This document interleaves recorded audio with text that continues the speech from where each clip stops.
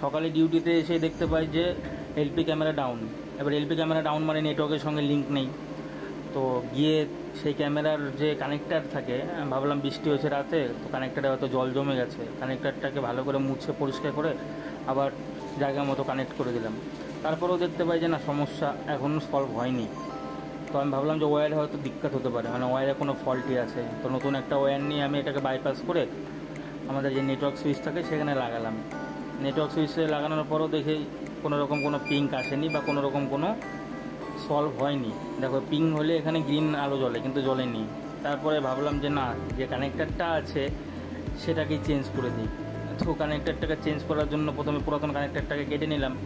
এবার কানেক্টার বানানোর জন্য যে জিনিসটা প্রয়োজন হয় সেটা হলো RJ45 কানেক্টার আর ক্লিম্পিং টুল।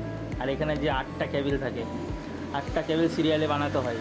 এর কালার কোডিংটা হলো যে orange white orange, green white blue, blue white green, brown white brown. তো এটাকে বানালাম, বানিয়ে ক্লিম্পিং করলাম। ক্লিম্পিং করার পরেও দেখি যে না, এটাতে যে নেটওয়ার্ক আদান প্রদান হবে বা পিং হবে সেটা হচ্ছে না। তো তখন বুঝতে পারলাম যে ক্যামেরাতেই সমস্যা।